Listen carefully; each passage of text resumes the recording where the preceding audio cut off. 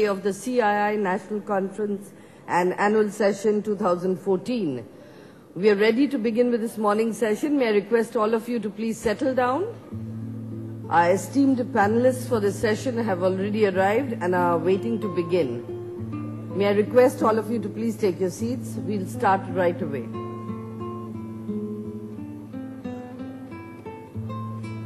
We are ready to begin with the session, Indian Infrastructure, Realizing the $1 Trillion Opportunity.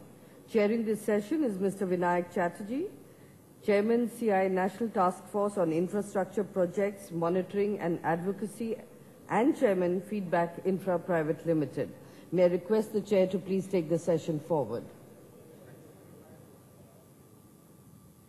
Friends, good morning, and fellow panelists on the dais, a very warm welcome to this first business session of the second day of the CII annual session. This session is called Realizing the $1 Trillion Opportunity. But yesterday we had a small problem, and I will share that with you. The $1 trillion, as all of you who have read the 12th plan document know, that this $1 trillion is supposed to be put in from the year 2012 to 2017, which is the period of the 12th plan, the $1 trillion infrastructure spend. But yesterday in the Congress manifesto they said $1 trillion over the next decade. So from CII, we have asked for a clarification, saying is it $1 trillion in the 12th plan as announced, or is it $1 trillion for the next decade, which is what the Congress manifesto said yesterday. We have asked for a clarification from the CII side, and we hope that it is a typo, because if it is not a typo in the manifesto, then at one stroke they have cut the infrastructure budget by half. So we hope that it is half a decade and not a decade as written in the manifesto. So therefore we have this session, I think, very aptly realizing the $1 trillion opportunity in a decade or half a decade, whichever is the correct version. And we have a distinguished panel of experts. We have Dr. Rakesh Mohan, who is listed in your papers as Executive Director, International Monetary Fund, but that's not the real reason why we have him here. I mean, that happens to be his current designation, but he is probably the original godfather of Indian infrastructure. If you ask me for another name, I'd probably say Deepak Parekh. So I wish your description in the sheet, sir, was that godfather infra sector from the mid-90s. We have Mr. Pradeep Kumar Sinha, Secretary, Ministry of Power. We have Dr. Vishwapati Trivedi, Secretary, Ministry of Shipping. We have Mr. Ashok Lavasa, Secretary, Ministry of Civil Aviation. And we have Mr. Anil Swarup, Additional Secretary, Project Monitoring Group, Cabinet Secretariat. Now, infrastructure across all these sectors, we take about 1 week to cover all these topics in full depth. Now, we will try our best to not only cover the points from the panelists in hopefully 45 or 50 minutes, but we will also try and look forward to, and my request to the panelists would be, try and keep it as crisp as possible so that we have some time left over for some interaction with the audience. So it is with great pleasure that I am now going to request to come to the dais Dr. Rakesh Mohan. Many of you probably don't know that his PhD is in urban economics. I'm right, sir?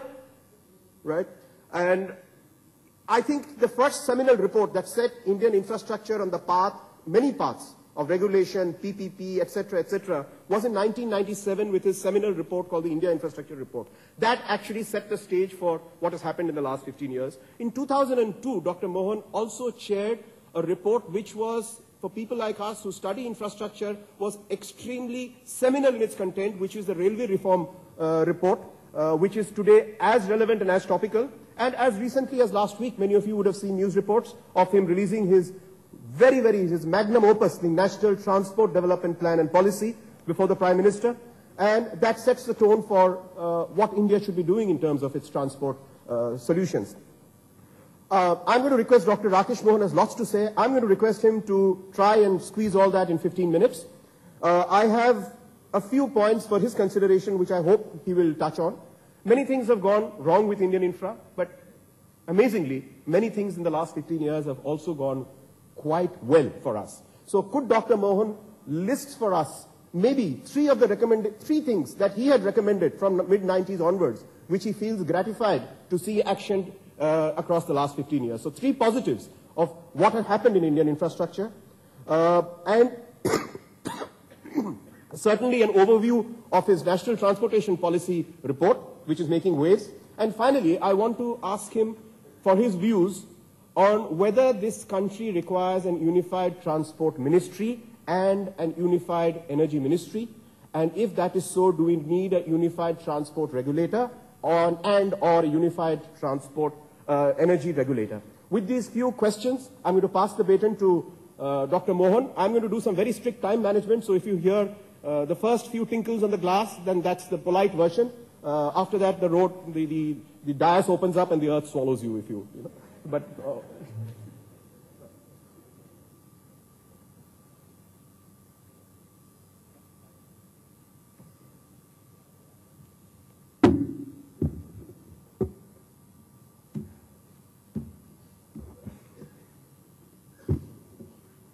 Thank you very much, Vinayak. For people like you and me, you really ought to have a platform here so we can be seen speaking from here. Thank you very much indeed for the introduction and for the opportunity to speak this morning. As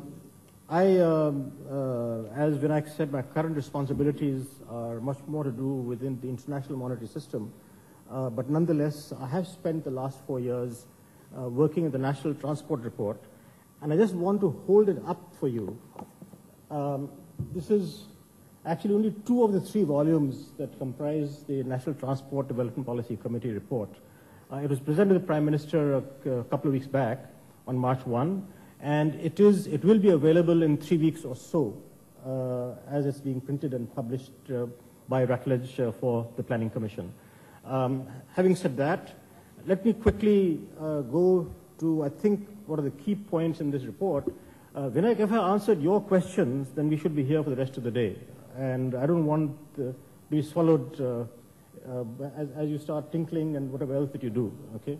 But they might get answered peripherally. First, it's obviously very difficult to put in 15 minutes work of about 4 years and at least a couple of hundred, if not more, people. What we try to do here is to provide a long-term view of transport policy and what needs to be done in the country with a 20-year perspective. And therefore, it's very important in our view, in terms of doing the report, that there are lots of issues, lots of ideas in the report which really need to be debated in the country. What's right, what's wrong, one never knows. We've given our view, and there are lots of ideas there in every sector, and therefore they need a good deal of discussion.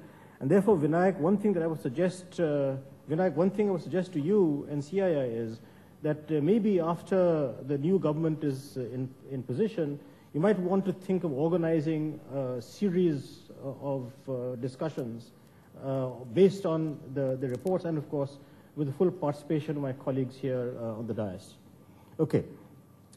One of the things that is interesting is that until 2 years ago, I think most of us took it for granted that the country would be growing at 8–9% a year for the next 20 years. And it's only the last 2 years, around 5% growth, that has dimmed that prospect in terms of our thinking. I certainly believe that it's quite feasible for us to return to the 7–8–9% growth path over the next 20 years.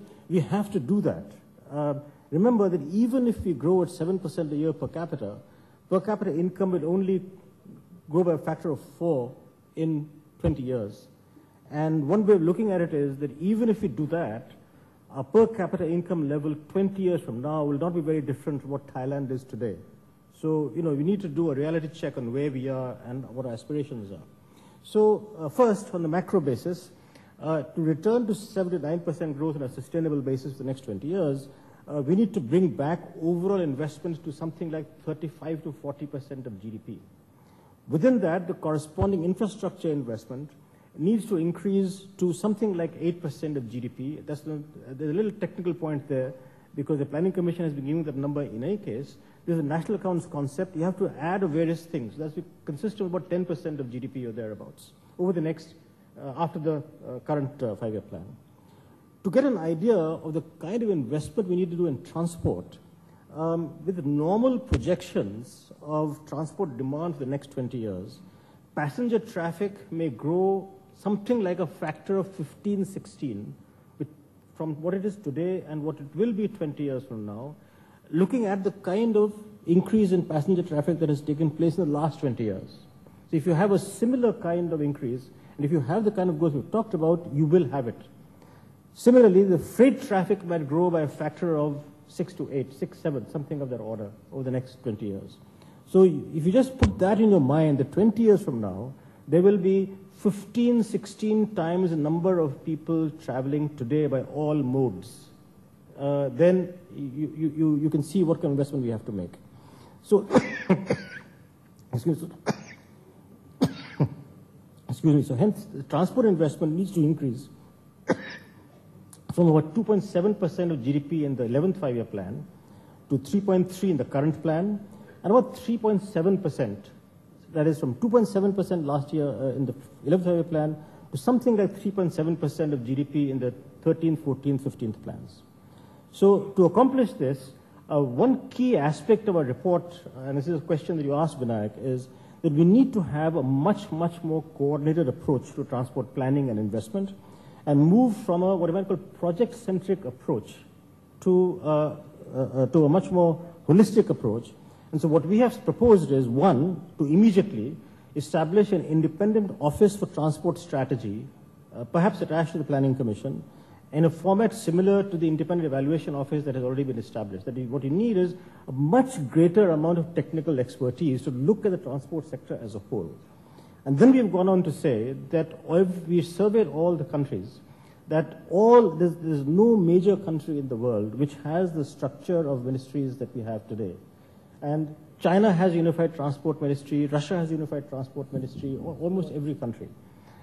So we have therefore suggested the unified ministry of transport in the medium term. We understand a lot of the practical difficulties of doing that in our context, but we have suggested that in the medium term.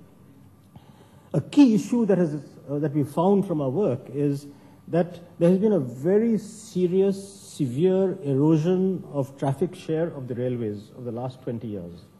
So we need to, what we find in that is that if we looking at the energy resources, looking at the efficiency of transport, etc., there is the topmost priority in transport planning and investment must be to really shore up the railways.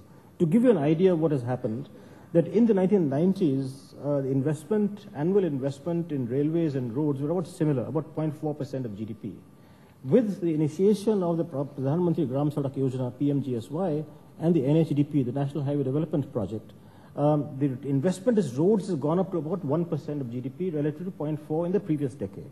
So what we have suggested is that now we have to keep up the roads investment. There's nothing wrong with that. We need that kind of road investment. We have to now ramp up within the next 5 to 7 years investment in the railways from 0.4% of GDP to around 1% of GDP. And that's a major issue. And that involves a huge reorganization of the railways on the lines of what we had suggested about 10 years ago, to which you referred to. And by the way, this again has been done in China and Russia as well, and other countries, a similar kind of reorganization of their large railways. We have to really accelerate the execution of the dedicated freight corridors, which is already happening. Second, in terms of sectors, on ports, the current structure of Indian ports is antiquated. And we therefore need to move, I can't go into the detail of this, what is called a landlord port structure like most other countries, where the port authority is publicly owned, but all the terminals, all the commercial activities inside the ports is then done by private or other independent operators. So what we have suggested is that in the current port trust structure, you should separate out the commercial activity, that is terminals, corporatize those, and retain the port trust and reorganize them as public authorities to be landlord ports. Along with that reorganization of the ports, what is most important is that at present, India does not even have a single, what you might call, mega port. Looking at the requirements of oil imports, for going further, coal imports, increasing trade, container the trade imports coming in containers and so on, we need to plan for at least 2 to 3 mega ports on each coast over the next 20 years.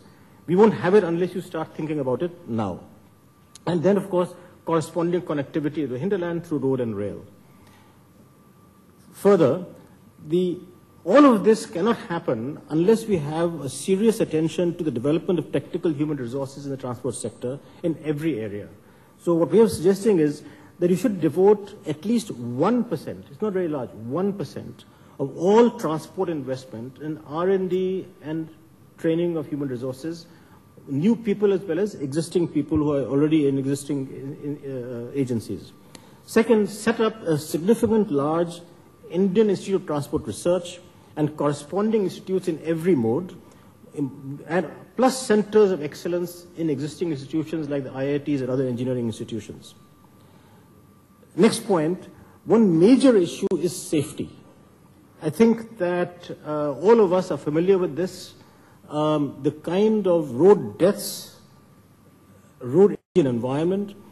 I think everyone in this room who lives in Delhi and other cities must know themselves, relatives, friends who've been suffering from respiratory problems the last 3 months, 4 months, 5 months, 6 months. Therefore, we have to accelerate much more stringent emission reforms and set up an institutional mechanism for continuous review and enforcement, which also involves rapid improvement of fuel quality. One major point that has come out is that if we grow at, say, 7% a year, of course, hopefully 8, 9% a year, you need 7% a year, you quadruple in 20 years, which means that you will also have to quadruple production of electricity. Energy Secretary is here, he's very familiar with this, the kind of challenges that he is facing. The Power Secretary is here, that if you think about that we will have to produce electric power 4 times what we're producing today.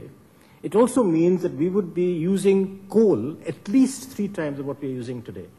Even with all the optimism that we might have in terms of alternative energy, different sources, etc., it is difficult to envisage power production increasing by a factor of 4 and coal demand from power projects not increasing by less than a factor of 3. Just think of the implications for transport of that. That you'll have to ramp up coal production. We are familiar with all the problems that have been taking place the last 5 years. So we have to give huge attention to the production of coal. But then transporting the stuff and also location of power plants connected to where the coal is being produced, and also there will be a huge increase in coal imports, even with the best performance you can do with domestic production. So we have very detailed work on this, on the kind of transport network that would be required. And this is again connected to my earlier recommendations on both the railways and ports. It's all connected. And this is the point about doing holistic planning. That if you just think of what you will need, and one thing we are sure, if energy production, if power production does not increase at this pace, you cannot get economic growth at that pace. It's very simple. Therefore, it's a very core issue that planning for transport, planning for the transport of coal and other large commodities like iron ore and steel, you need a huge ramp up in railways investment of the right kind in terms of the trunk routes and also feeder routes from the coal mines and the ports. Let me make a final point. Am I still within time, Vinayak? Good God, there's too much time. One major issue that we've also addressed, among others, is that if you look around the world, the South Asia region is the least interconnected within itself. It's much easier for me in terms of choice of flights to travel from Washington to here than from here to Dhaka or Colombo or Kathmandu or Myanmar or Bhutan, because there are flights to all these places, but not much choice. And particularly in the Northeast, one of the major consequences of independence and partition was that what used to be an integral part of the country is now connected by the chicken's neck. And therefore the Northeast in particular has suffered tremendously from being not as well connected to the country as it should have been. So now there's an opportunity with the opening up of Myanmar on its east, India's look east policy, that therefore we have actually 2 very detailed chapters, one on transportation investment and reorganization in the Northeast, roads, rail, also inland water transport, but also connectivity with the rest of the world to the east, also the rest of the world to the west. So we have a major chapter on international connectivity. Think of it this way.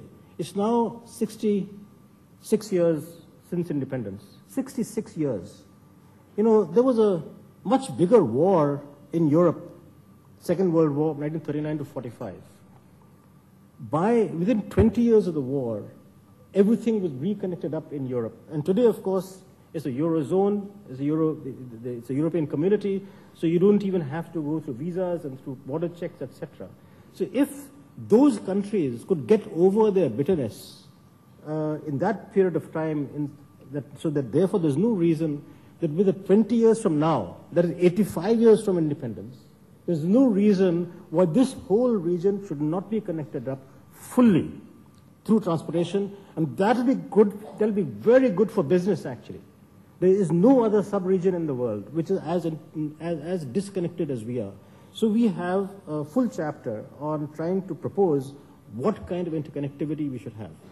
Now, of course, I could spend the rest of the day reading out this volume, and actually, I don't have my third volume here, so we could take even longer. But given the threats that Vinayak said, let me again thank everyone here, but also other speakers in the panel, because they will have much more to do with doing all this. I've done my job. Hopefully I can retire. I've been trying to retire for 10 years. I hope I can retire on this issue now and hand the baton on to you to carry this forward. Thank you very much.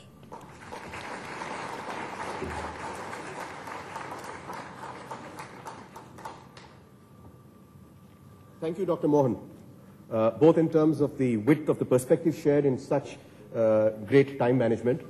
Your message is very clear. You are pushing the policymakers of this country into a unified transport, shall we say, mechanisms to handle it in a unified manner, whether it's a ministry or an authority, or including the regulatory function. And all the other points have been noted.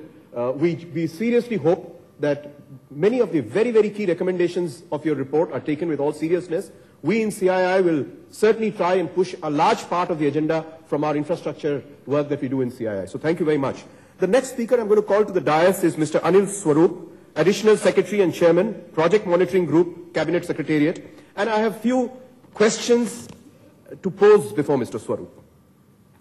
He's had the unenviable task because from 2008 end or 2009 roughly, we from industry have been using negative words, rightfully so I believe. Logjam, DPLS, decision paralysis, linked slowdown, etc., etc. All saying that, for God's sake, it is this huge logjam in policy making and clearance for projects that's holding back this country because investment growth has declined, GDP has declined because half of GDP anyway comes from investment driven growth. So, sir, I have a few questions for you. One, there is a feeling in Indian industry, and it is an uncomfortable question, let me clarify that at the beginning, that while you have done excellent work, which we read in the papers every day about 6 lakh crore projects, 7 lakh crore projects haven't got cleared, 325 unlocked jammed, unlocked, etc., etc. Many of my colleagues sitting in the room who are players in the projects business and in the infrastructure business, people who run capital goods companies, people who are financiers, whose loans are stuck, etc., etc., there seems to be a credibility gap that all the clearances still have not resulted in action on the ground, that projects on the ground actually have not started moving. So the question really is it enough for us to have data which says cleared, or should your brief be expanded to also on a bi-weekly or on a fortnightly basis announce that here is the evidence that so many projects have started moving on the ground? That's question number one for you. Question number two. Yesterday in the Congress manifesto, one of the new ideas that one saw was the announcement of a national infrastructure facility authority, if I've got it clearly, to be headed by the Prime Minister and to be a permanent setup, a permanent secretariat. So what we read into that, it's as fresh as last afternoon, is that your setup, which today is called CCI-PMG, is likely to be morphed, or is suggested to be morphed by the Congress party into something called the National Infrastructure Facility Authority. With your vast experience now in trying to unclog the Indian system, do you think it is an appropriate solution or a response that has come from the government to announce this measure? What is the appropriateness of this suggestion? If it is appropriate, then we in CII will push it, irrespective of which government is in power. The next question is it there are quarters in the policy making that feel that there are 16 ministries at the central government that are involved with infrastructure. If you add Cabinet Secretariat, Planning Commission and something else to it, you get 19. These 19 entities are interacting with 19 similar entities in 29 states. So you got a three-dimensional matrix, which is practically impossible to manage. Do you feel that this authority is of sufficiently strong response to manage this? Or, sure, thank you, sir. Last question. Or is it an infrastructure ministry that is required? Last question. Why does the government bid out projects to the private sector when it takes no responsibility for sovereign clearances? Why don't you, using your good offices, stop this practice, get the sovereign clearances, then bid the projects out to the private sector? The sovereign should get the sovereign clearances for projects bid out. It is not the core competence of the private sector. Over to you,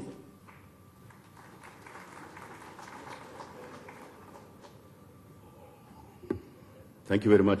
At the outset, let me dispel this misapprehension created that I'm an expert. I'm not an expert, thankfully so. Secondly, this discussion reminds me of most of the TV debates where the anchor takes the cake, asks question for 10 minutes, and then give you 5 minutes to answer the questions. I will try and answer those questions. There are too many people imagining India. There are too many people visualizing India. There are too many people planning India. There are not many people doing India. And now, my view is that we need to do India. And that's where I come from. I had the pleasure of implementing one of the largest health insurance schemes in the world, serving the poorest of the poor, which got little recognition within the country. It is only when the West recognized it, when the World Bank recognized it, it got to be recognized in India. As it happens, when yoga becomes yoga, it gets to be recognized in its country of origin. At the moment it was recognized as a good scheme being implemented by someone called Mr. Anil Swarup, he was plucked out of serving the poorest of the poor to serve the richest of the rich. And that's how I came to head the project monitoring group.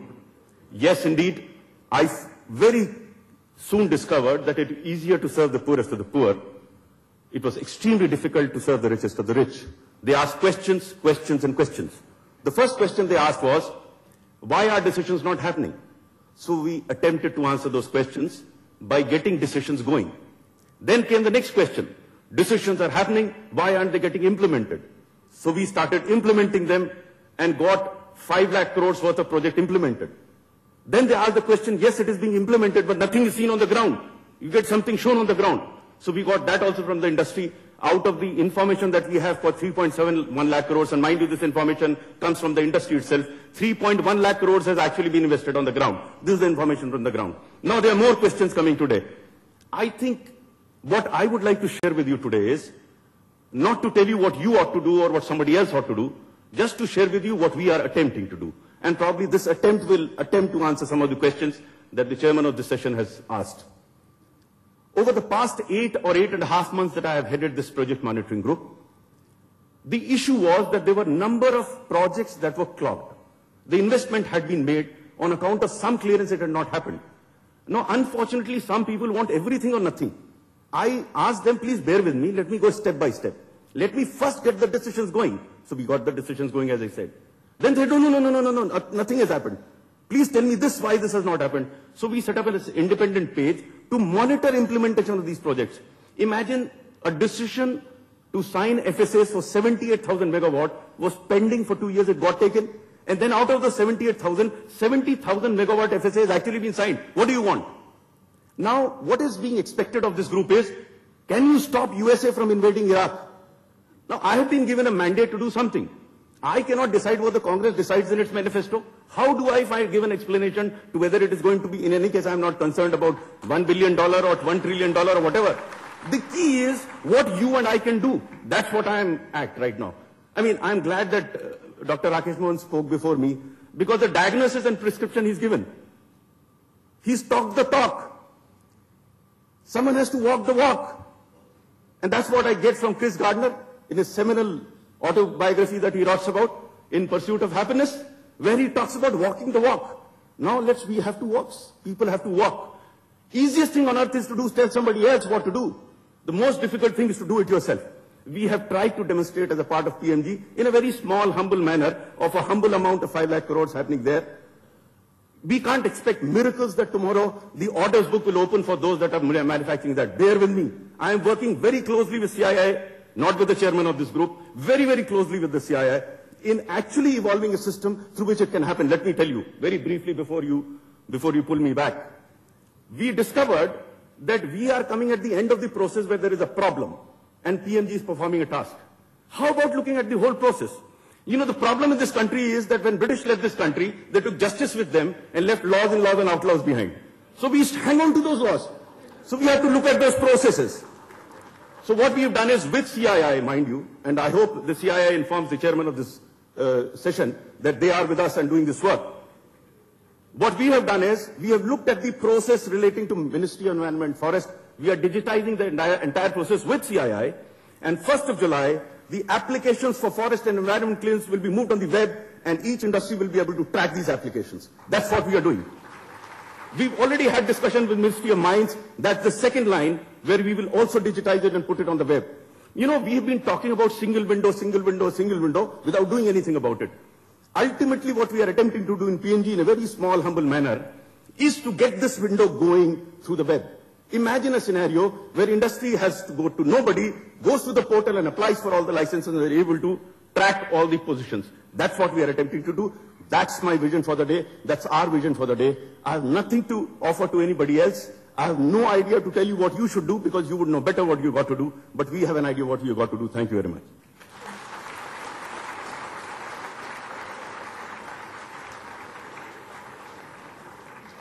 Mr. Swarup, thank you very much. That was one of the most invigorating speeches I've heard in a long, long time. And as you can see the faces in the room, not only people are not bored, there's suddenly a new awakening. So thank you very much. I had lots to say about the civil aviation sector, but I've now got scared by Mr. Anil Swarup's attack on time management so far as I'm concerned. So I'll try and speak faster, because I'll try and say the same things quickly. I'm now going to ask Mr. Ashok Lavasa, Secretary, Ministry of Civil Aviation, to come to the dais. He is, in a sense, recently taken charge. I would suspect maybe just about a month and a half.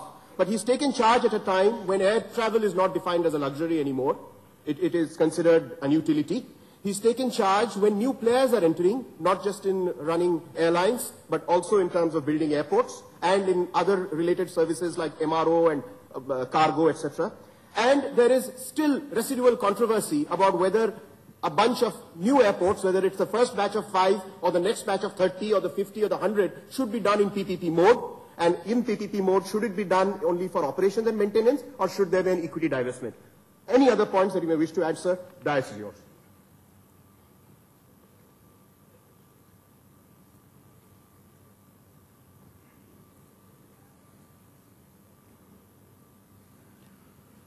Good morning, friends. Dr.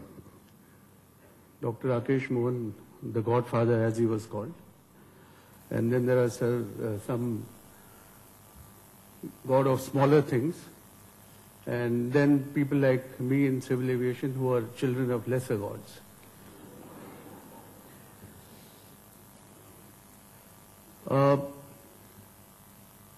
Let me start on a positive note, and that is correcting Vinayak Chatterjee. I am not 1.5 months old. I am 2 months and a few days. It's always good to correct Vinayak. Well, civil aviation sector, according to me, has 3 peculiar things.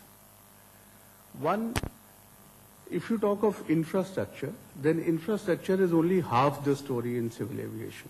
Because those who provide the airline services, they constitute the better half. So if anybody thinks that construction of airports is enough, I can assure you that that is only the beginning of the initiative, which will actually be complemented if you have services to connect various destinations. The second thing about civil aviation sector is that it is a fine example where both public and private sector have to combine, they have combined, and they will continue to. The third thing about the civil aviation sector is that it's a combination of safety, security, and satisfaction. I think it's one of the most regulated sectors, and you have to conform not only to local regulations, but you have to also abide by international conventions and agreements. And yet, you have to provide satisfaction to the consumers, keeping in view all the discipline which is required for maintaining safety and security. And finally, civil aviation sector, unlike, say, the power sector, which is a driver of growth, civil aviation is both a responder and, in some measure, also a driver. If you look at the last decade, I think the sector has grown immensely. I need not give you the statistics, but both in terms of airports and in terms of new airline services, we find that there has been a tremendous spurt. In fact, there were few years in which the annual growth was almost 15%. Things have sobered down a little now. You have good airports which have come up, and legitimately we all can be proud of those airports. One of the, I think, finest things which has happened in the civil aviation sector is that people have discovered value at the bottom of the pyramid. And you have a whole lot of new consumers who are using the aviation services. And that is where Vinayak Chatterjee, when he mentioned that it's no longer a luxury, I think that is an important thing which the world recognizes, and that is what, according to me, is going to spurt growth in the civil aviation sector. Now, there are three components to the civil aviation sector which I would like to emphasize upon. One is the development of airports. And in the development of airports, I would feel that we have to look at airports not only as a remote place somewhere outside the urban areas where flights come and go from, but I think we have to integrate airports into the very planning process and convert airports into an economic hub of activity. The second thing that I would like to say about airports is that these airports in future have to become eco-friendly. As far as the development of airports is concerned, as I said, both private and public sector has to play a part, and the Airport Economic Regulatory Authority, which has been set up, we have to see a process of maturing of the regulatory framework. It's only 5 years old, and we are emphasizing that the sector should have minimum regulatory risks. There should be regulations that are brought out by the regulator which enshrine the principles of regulation, so that all those who seek to invest in the aviation sector, they know that these are the principles of governance. Now, while the cost plus regulation would continue for some airports, we are working towards a regime where contracts govern the relationship between the developer and the person who grants the concession. So I think that would bring about greater stability in the aviation sector, and the airport developers would no longer be subject to speculation on what the next control period holds for them. And finally, the point about airports is the development of low-cost airports. In fact, in the aviation show in Hyderabad, I had made this point that the government has come out with the regional connectivity policy, and about 50 airports have been identified. And the point which we need to ask is that, do we want connectivity or do we want fabulous airports?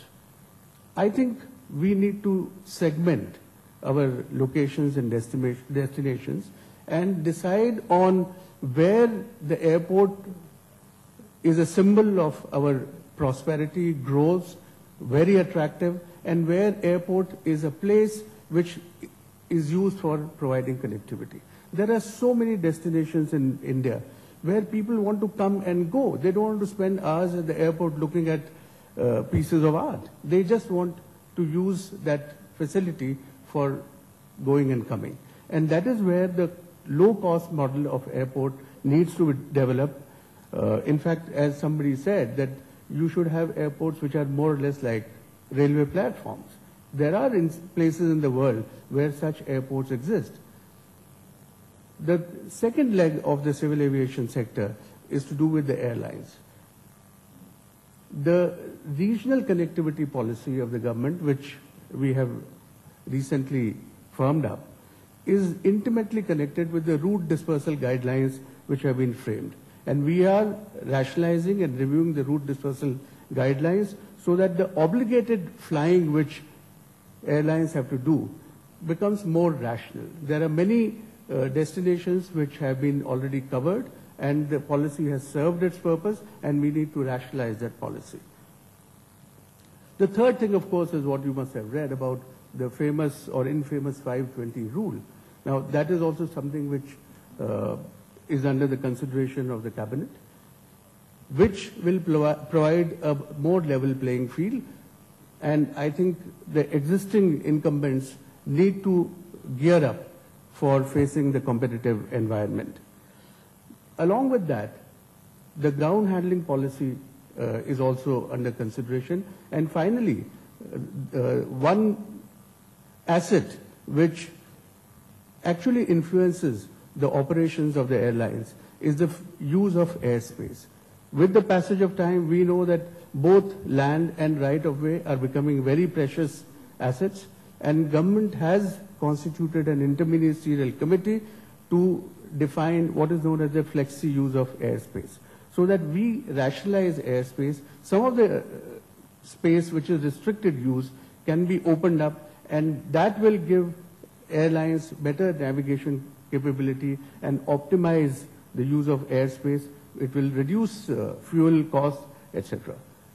And one other initiative which is related to this, which will come, is the separation of the navigation services from the airport authority. In fact, even in that direction, the cabinet note has been prepared, and very soon we should see a separate entity which is controlling navigation services. Finally, the third thing, and that would be of interest to the industry, according to what we feel in the Ministry of Civil Aviation, aviation manufacturing has to become an integral component of the aviation sector. I happened to visit one of the units in Hyderabad which manufactures cabin assembly for helicopters.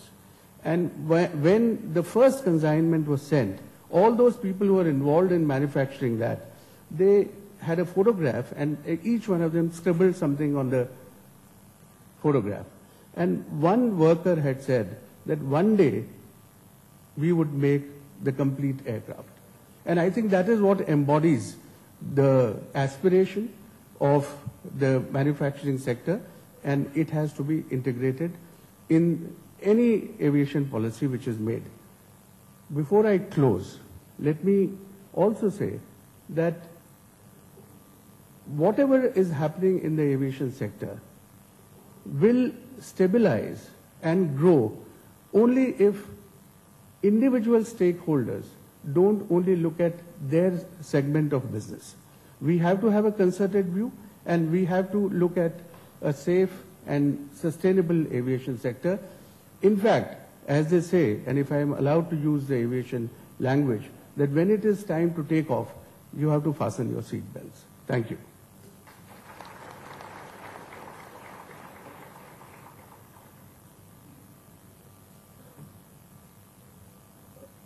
I'm now going to request Dr. Vishwapati Trivedi, Secretary, Ministry of Shipping, to come up to the dais, and I'm going to pose two questions to him. One, and this is nothing to do with you, sir, because you've come into the ministry again, as I know, about 5 or 6 months ago. In the 11th plan, the port sector was considered as one of the key laggards. It achieved only a 46% of its targeted investment figure. And the results of that, we know as a nation what is happening. So what is it that is being done to actually spur investments far, far higher than what we have seen in the last many decades? Two, Dr. Rakesh Mohan made a point, he's made this earlier and he's made it in his report now, that we have a very peculiar structure where the 12 major ports owned in this country are called major ports and everything else is called minor ports. The traffic is shifting from the major ports owned by the central government into the far more dynamic minor ports. There's a very distinct shift. And the problem is that the organization structure of these ports, as Dr. Mohan said, is with very, very archaic port trust authorities which require urgent morphing into landlord-based corporations which then own this space and then farm out a whole lot of activities to private players. To you, sir.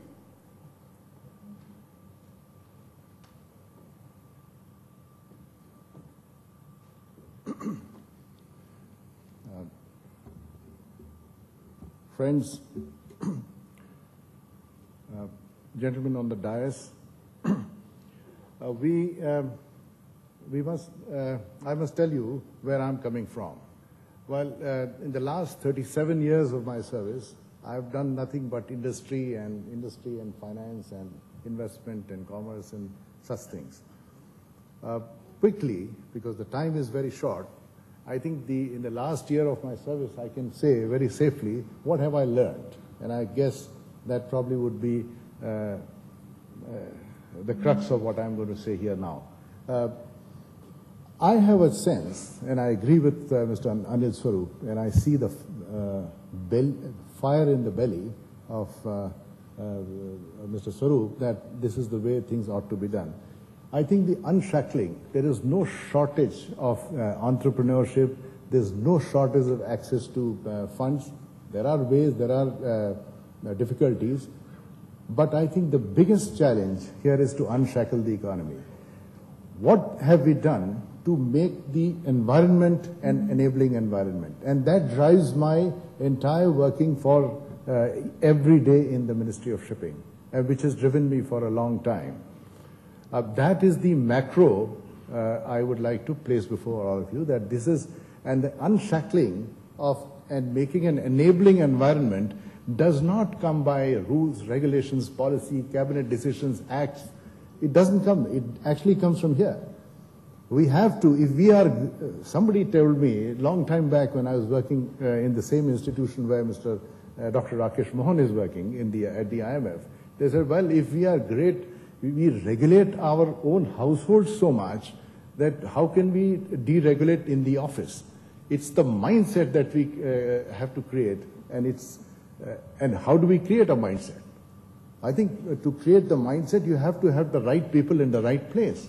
And if you don't do that, then obviously you will obviously find people pushing papers, pushing cabinet notes, cabinet decisions, and then all these issues which Anil brought out will be there. I think it's the basic cleaning up of the mind that needs to be done in the government. It happens all over the world. It's not that I'm talking of some new stuff here. It happens in US. You have a Republican government, you have people of that mindset all set in the government. You have a government of Democrats, you have people all thinking along the same line. And the whole thing moves because every mind moves in the same direction. That's the macro. On the micro or the sub-macro that, since I need to answer Vinayak's questions, the two questions that he raised, that why is that the port capacity has not been going up? Well, I think port capacity has been going up, of course, in a slightly imbalanced manner, that is going up majorly. It's increasing at a very fast pace on what we call the, I wouldn't call them the minor ports, I'll just say it's a non-major port because they're not part of the Port Trust Act. And the Port Trust Act is a major port trust act, so anything outside the major port trust is called a non-major port. But they are not, all of them are not very minor. They are actually very big ports, actually doing a lot of investment, actually doing a lot of progress. And I don't think that there's been any shortfall in the investment pattern in the non-major ports. But in the major ports, I can tell you that we have also been able to unshackle a whole lot of procedures and be able to bring in a lot of investment. Well, this year has been an unprecedented, I can cite numbers just to claim some credit, that we have done something like 21,000 crores plus worth of awards, and they are all to the private sector. I mean, it's not that they've been awarded to CPWD or some such thing. It's all an award. The latest being the award to the Port Authority of Singapore, the fourth container terminal in JNPT, which has been stuck for the last 7 years. Twice bid and not received, the bidders withdrawing and litigation happening. So I was very happy that we could unshackle the whole thing, get the tender process going and get the award doing. Now, of course, it's an award. It'll take agreement, implementation. There are a few years to come, but then things are moving. Coming back to the second question, Vinayak's question about I agree with Dr. Rakesh Mohan. In fact, I was part of that committee, so I cannot not agree with that. that the ports run in the trust manner. Now, this is a very strange, old, archaic concept of running ports in that manner, but that's a historical truth. And there is a lot of, it needs a political will to convert them into corporate ports. Of course, the future ports will all be corporate ports. The last one was the Ennore port, now called the Kamaraj port, which has been, which is a very lean in terms of manpower, and there's hardly any union issues which I hear about. It's a corporate structure. It's a company.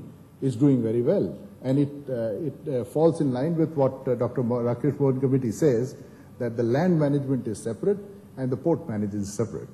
But the other ports, the other 12 major ports, the other 11 major ports are, of course, old, and I think sooner or later one should be in a position to push this corporatization as a big change in the ports. But of course, we have to start in a small way. Otherwise, all ports have these big unions, and they'll just shut down the whole thing. Now, I can't, that's also an issue. Every port has something like 10 to 12,000 people, and if they shut down the operations, I don't think the government of the day would want that happen. But then we have to tackle it in a manner. Several things have been tackled in this country, and I don't think we have to be very despondent about it. The port sector is okay. There was a little bit of a dip in the last 2 years, but yes, it's picking up. Traffic is picking up, and although a bit on the margins, but then it is picking up. And one of the other things about the major port, as Dr. Rakesh Mohan Committee says, that we should have 2 major ports on east and west. Well, I think we have developed JNPT as one of the major ports on the west side. On the east side, we have some big ports, Chennai, Vizag, but we are developing one very huge port at Dugarajpatnam, which has been declared as, we've taken several steps, land acquisition, notification of the port limits, and clearances of the environment, etc. So I think those are the angles being looked into from by the various decision makers. I think I've probably covered both your questions, so at this point I'll say, thank you, sir.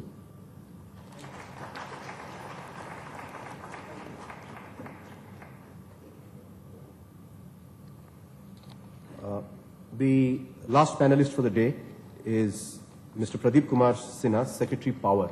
Power is such a subject that it gives me great embarrassment to request him to say in 5 minutes. That's all that's left for us for this session in this huge and vast sector. So I'm only going to leave him with one key question. That there is a report out by a think tank that if we carry on the way we are today, which is business as usual, by 2045, India will be import dependent for its energy needs to the extent of 83%. That is scary, and that is the only question before you, sir.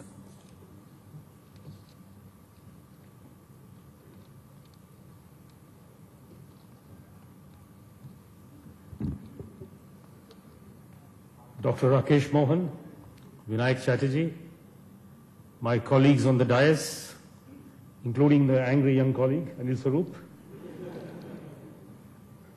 distinguished invitees, ladies and gentlemen. Before I turn to Vinayak's question, let me just give you a brief overview of how the infrastructure sector has developed in the country.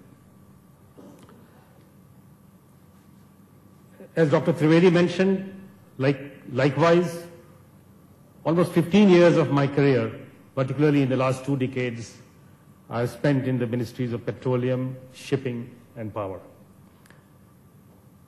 Now, when we got independent, 66 years ago, as Dr. Rakesh Mohan said, there was, barring some network of railways, post offices, and irrigation canals, there was hardly any infrastructure base in the country.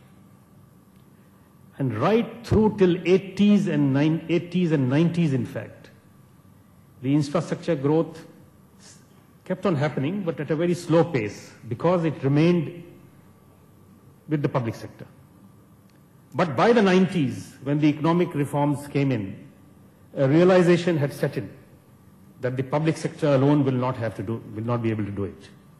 And then you see at the turn of the century, cutting across sectors, I will just give you the examples in a while, cutting across sectors at the turn of the century, when the private sector came into infrastructure development, there was a spurt in growth. Now let's look at some examples. Power sector. By the 90s, early 90s, late 80s, I was in the power ministry at that time. The realization had set in that public sector alone will not be able to do it. The state electricity boards, the NTPC, NHPC alone will not be able to do it. We need to get in the private sector. So, the 15% assured return, first idea was mooted, then 16%, but it was not working. The real turnaround came in 2003, when the Electricity Act 2003 came, and the generation, you didn't require a license for generation, putting up a generation plant, and suddenly there was a spurt. From a level of 1,07,000 megawatt installed capacity in the year 2003, today we are at 2,34,000. So in about 10 years, we more than doubled the capacity. We took more than 50 years to come from a level of 1,300 at the time of independence megawatt to 1,07,000. But in less than 10 years, we doubled it, more than doubled it. Now let's look at the oil and gas sector. The biggest discovery was Bombay High in the mid-70s. After that, nothing, no discovery. Till the new exploration licensing policy was introduced in the 90s, in the late 90s. But the first round really came again at the turn of the century, NELP 1. We've already done NELP 9 rounds, as you know. And this led to two other discoveries, KG Basin and the Rajasthan by Kane. Many years after the Bombay High discovery. Again, then successive rounds, discoveries, many more discoveries. So the same thing in the oil and gas sector, turn of the century, change the perspective. Then let's look at the road sector. The NHAI got operationalized in 1995. The act was passed in 1988, but it got operationalized in 1995. And the National Highway Development Project, NHDP-1, when was it approved? It was approved in the year 2000. And after that, we have had seven developed NHDPs, 6 or 7 NHDPs. So again, at the turn of the century, when the private sector came in, there was a spurt in the creation of network of roads and bridges. You look at the shipping sector. It was only after the turn of the century that bulk of the new capacity has come up, that again in the private sector. All these new ports came up in the private sector. You have Mundra, you have Pipavav. And even in the public ports, the entire new capacity addition, I was in the shipping ministry before moving to power, is now happening through what is known as PPP projects. The entire new capacity addition is happening through PPP. The example which he gave of the 4th container terminal through PSA Singapore is nothing but a PPP project. So again, the same thing in the shipping sector. You look at civil aviation. Again, it was after 2000, the turn of the century, that all these new privatized ports, major ports, have come up and we are thinking of new ones. So what does it mean? What does it show? What can be generalized? Till we remained at the mercy of the public sector, the growth was slow, not enough. And the moment the economic reforms came in, the private sector responded immediately, almost immediately it responded, and there was a spurt in growth. But again, today I would say we are at the crossroads, because we need, after the 90s reform, we thought as if we have done our deed, good deed, and we don't need anything more. But today we are again at the crossroads. We need the next wave of reforms. And the private sector is feeling throttled till the next wave of reforms come in. And the ball is in the government's court. They have to create the right environment again so that the private sector gets recharged. So that was by way of a general observation which I thought I must make when we look at the growth of the infrastructure sector in the country. Now coming specifically to the power sector and the question that Vinayak has raised. Yes, we are already very heavily dependent on imports in terms of energy security. But most of it is crude oil. And crude oil, unless we have more discoveries like Bombay High and Rajasthan Kane discovery, perhaps we will for some time continue to remain dependent on imported crude, because after all, but we have created enough refining capacity in the country. In fact, while we are importing crude, we are exporting a lot of refined products. And the refined products are today the largest export from India. But in the power sector, apart from crude, now the coal imports are increasing tremendously. In the last few years, when there is pressure, because the capacity addition has taken place so fast in the power sector, we are adding almost 20,000 megawatt every year, that there is pressure on coal production. And there is even pressure on transmission, evacuation of lines, evacuation of power. So the coal imports have started increasing a lot. Combined, the two crude imports, the coal imports, is putting a lot of pressure on the CAD and the fiscal deficit of the country. Now, what is the answer?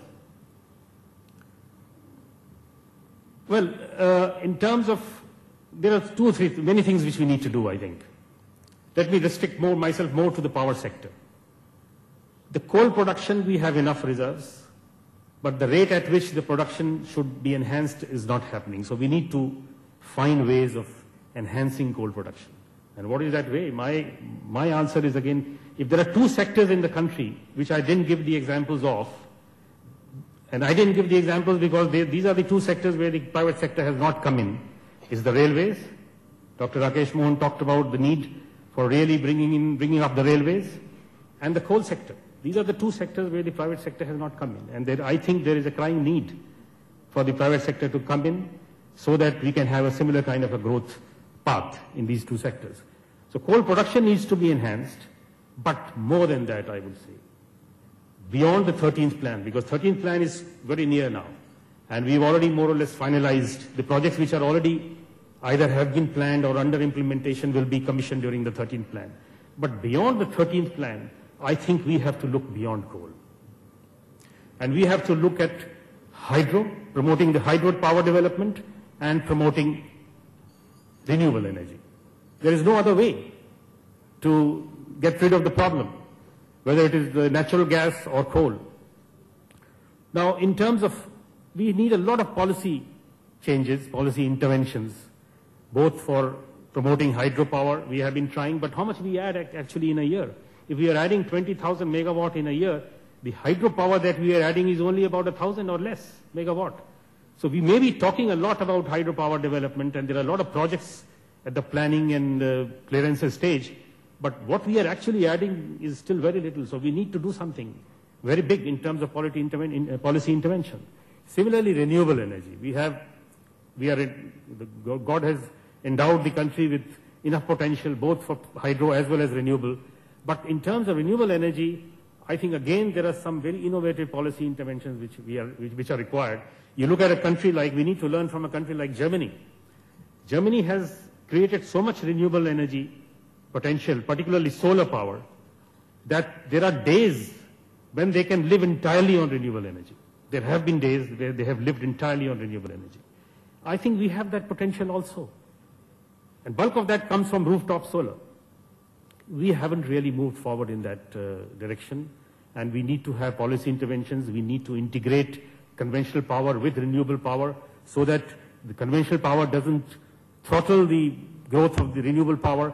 Things like policy interventions, I can give one example. Perhaps we need to think of whoever is setting up a conventional power plant, perhaps we may need to make it mandatory that if you are setting up a 1,000 megawatt coal-based plant, you have to put up 10% of that, say 100 megawatt renewable capacity. And you pool the cost of the two power, and then it will be supplied to the grid. So this is just an example. There are a number of innovative policy interventions that are required to promote hydro and to promote renewable power generation. But the fact remains that this kind of a growth path which is happening in the power sector, dependence on coal, over-dependence on coal, which if not corrected will continue till 2045, as he mentioned, has to be corrected, and we have to reverse the process. Now, one more thing which I would like to talk about relating to the power sector, and then I will close, is one more area where the reforms are really required in the power sector, and that is the distribution segment. You know, in the entire value chain, The generation part we have kind of sorted out. The transmission is a very safe business, not a problem. But the distribution segment, which is the only part of the value chain where the revenue generation takes place, is failing us. So we need reforms in the distribution segment. We need to privatize distribution. We are coming out, I don't want to say what all we have in mind, but we need to privatize distribution. We need to bring in the private sector into distribution. In some way it is there, but there are issues which need to be sorted out. And also we need to ensure, through mechanisms, that the tariff fixation process which is there ensures that the tariff is aligned to the desired levels. Otherwise, this problem will remain. Thank you very much.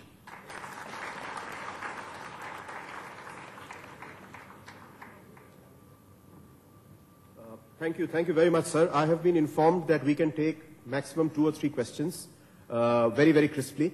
And I'm going to just ask for the 3 questions first. Please make it, Sanjay, you please start. Just introduce yourself, ask the question. Let's have all the 3 questions, and then we will ask whichever panelist it is directed to answer that. But I'm sorry we can't take more than 3 questions. We've already overshot on time. Sanjay.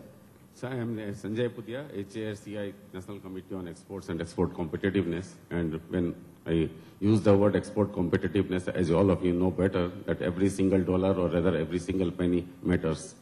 My question is to Mr. Trivedi, Shipping Secretary.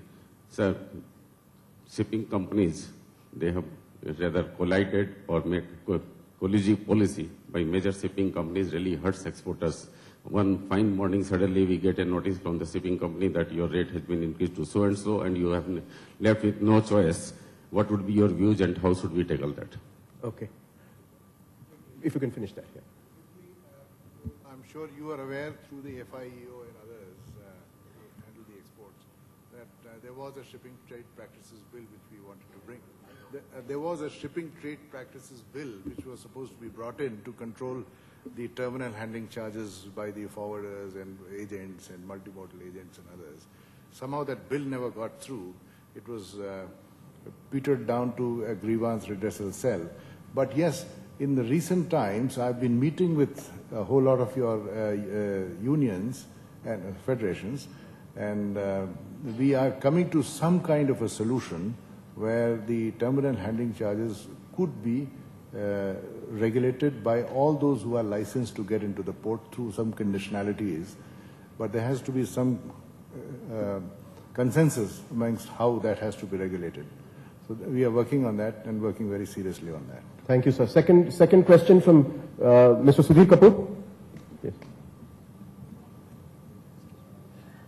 We'll take the last question from the gentleman standing in the white suit, and after that we'll close. Sir, your suggestion of integrating renewable and coal-based powers is very welcome. In fact, the National Solar Plan actually specifies that all coal-based plants and nuclear plants have enough area within the existing plant for 10% of renewable energy. It also solves the problem of infirm firm power. You also, the problem of transmission, the problem of being able to reduce costs because you're using the same transmission infrastructure, but somehow it hasn't got implemented in the missions.